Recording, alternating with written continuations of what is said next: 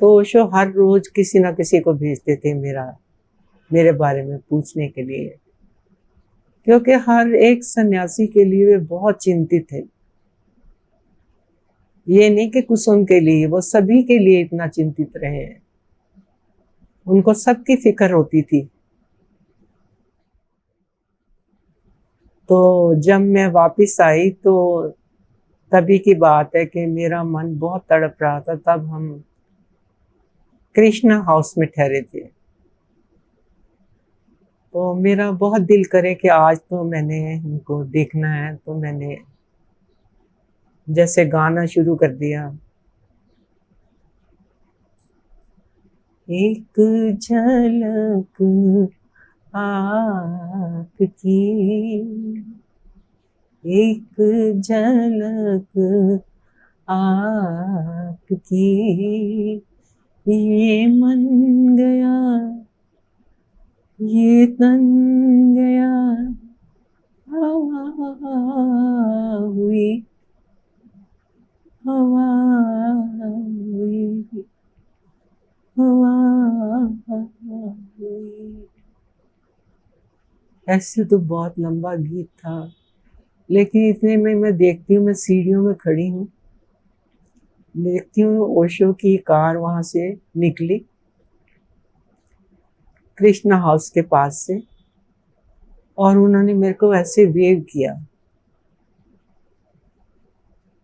तो मैं सोचती हूँ कि हम कुछ भी नहीं जानते कि मास्टर क्या करेंगे, सदगुरु कैसे करेंगे अपने शिष्य के साथ। क्योंकि जो कुछ भी वो बात करते हैं वो शिष्य को पकाने के लिए, कि वो गहरा ध्यान में डूबे, कहीं रास्ते में छूट ना जाए। तो उसके बाद फिर हम एक बार बीच में हम वापस भी आए अमृतसर। तो कपिल साहब की नानी की डेथ हुई थी, तो थोड़े दिनों के लिए आए हम। असंग यहीं था, मेरे इन लॉज के पास ही। मेरी दोनों देवरानियां और मेरी मदर इन लॉ सब उसकी बहुत केयर कर रहे थे। हमारी नानी माँ थी, सब बहुत ही केयर कर रहे थे। फिर हम वापस लौट गए। तो उस टाइम भी वो अभी ज़ेन पे उनके लेक्चर हो रहे थे। तो लास्ट में जैसे कपिल को वहाँ पे उन्होंने सब देख लिया था, तो उन्होंने ओशो को लिखा भी, एक लेटर नीलम के हाथ भेजी भी, कि मुझे लगता है यहाँ माफिया ग्रुप काम कर रहा है। तो नीलम ने कहा उन्होंने एक पहरा ही सुना, तो उसके बाद कहा कि मैं समझा। वो तो सब कुछ जानते ही थे। तो उन्हें कहा कि कुसुम कपिल को कहो कि बाहर रह ले, अभी ना जाएं। लेकिन कपिल का तो मन ऐसे हो गया था कि जब हम उनके पास बैठ के बात नहीं कर पाते, उनको क्यों तकलीफ देनी। तो इस कारण वो वापिस आना चाहते थे।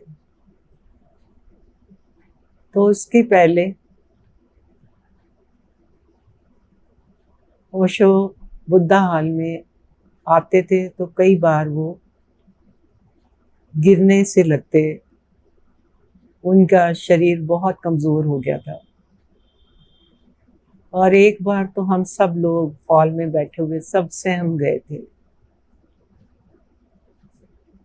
और फिर वो ज़ेन का एक लेक्चर था, जो कि बहुत लंबा लेक्चर है ज़ेन सीरीज का, 3.5 घंटे का है या 3.25 घंटे का। तो जब वो लेक्चर देने आए बुद्धा हाल में,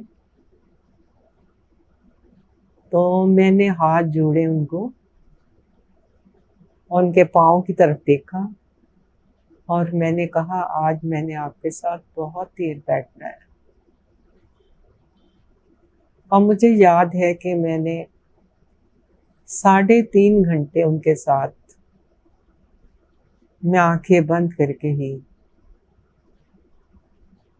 बस बैठी रही, उनको सुनती रही। और लास्ट में उनको कहना पड़ा कि माई ब्लैडर इज फुल। तो तब वो उठे, तो मैंने देखा स्टेज की तरफ, तो वो मुझे दिखे नहीं फिजिकली, सिर्फ एक गोल्डन लाइट थी, पूरी चमक रही थी पूरी राउंड में। और फिर वो देखते ही देखते सिल्वर में बदल गई। और तब मुझे सद्गुरु ओशो के पांव दिखे, तो मैंने उनको प्रणाम किया कि मुझे आपने इतना समय दिया, मैं बहुत अनुग्रहित हूँ।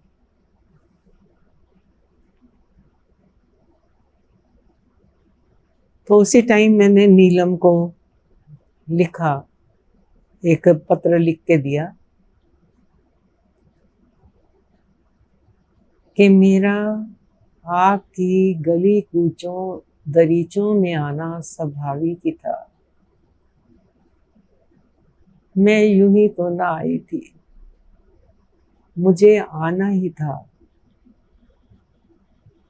आपके सानिध्य में आते ही मेरी आंखें मूंद गई थी और मैं अपने भीतर मौन की सीढ़ी दर सीढ़ी उतरती चली गई थी।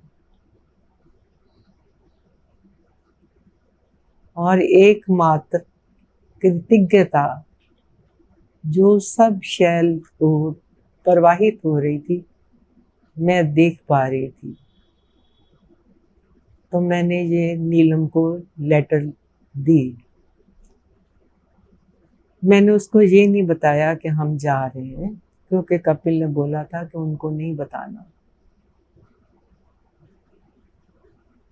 तो नीलम उसी टाइम गई और वो वापस आई भागी भागी। तो कहती कि उन्होंने कहा है कि कुसुम को बोलो कि मेरे आश्रम में बैठ जाए और आश्रम में बैठ के मेरा काम करे। तो मैंने कहा, नीलम मुझे आता ही क्या है, आई नो नथिंग। कहती उन्होंने कहा कि वो कहेगी, लेकिन उसको कहना कि master knows much better than the disciple. फिर हम अमृतसर वापस आ गए। उनके होते ही वापस आ गए। हम अगस्त में आए हैं, तो ओशो ने 1990 में अपने शरीर को छोड़ा। वो भी हमने अचानक ही टीवी लगाया, तो उसमें अमृतो अनाउंसमेंट कर रहा था। तो मुझे ये एकदम कहते हैं, he is a killer, he is a killer, he has done this. तो मैंने कहा, आपको कैसे पता है? कहते मेरा दिल गवाही दे रहा है, ये जा ही नहीं सकते थे, इतने कमजोर हो गए वो। क्यों? विवेक तो पहले ही चली गई थी। विवेक को उसने अपना प्रेम बताया कि मैं बहुत प्रेम करता हूँ, जयेश ने कहा, तो जयेश तो उनको ले गए और वो भी बातों में आ गई निर्वाणों, और वो भी चली गई। आप तो वो डॉक्टर ही था जो कि उनको डाइट दे रहा था, और डाइट भी बहुत कम दे रहा था। और ओशो ने कहा भी मुझे शुगर की दवाई नहीं दी जा रही, तो उसने कहा कि मैं आपकी डाइट से ही ठीक कर रहा हूँ। मास्टर तो अपने शिष्य के ऊपर पूरा भरोसा रखते हैं।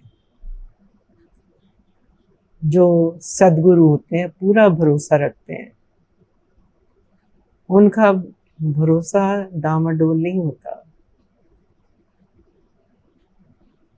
उन्होंने एक लेक्चर में कहा भी था कि जीसस को भी मारने वाला उनका शिष्य जुडास ही था।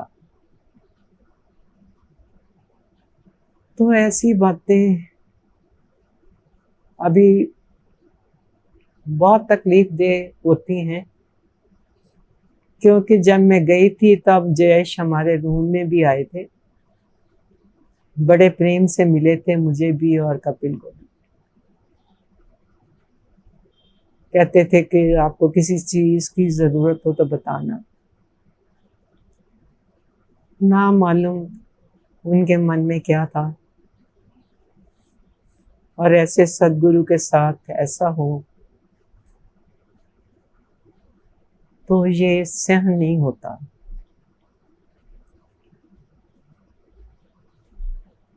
ओशो तो उनको ब्लेसिंग ही दे रहे होंगे। उन्होंने कभी भी किसी को मित्र या शत्रु नहीं माना। He is infinite. His energy is flowing everywhere. उन्होंने कहा भी था कि जब मैं देह छोड़ूंगा तो मैं कहाँ जाऊंगा, यहीं रहूंगा आप सबके बीच, इन पेड़ पौधों, इन सारे जगत में मैं फैल जाऊंगा। और जब भी मेरा कोई शिष्य ज्ञान को उपलब्ध होगा तो मैं और भी फैल जाऊंगा।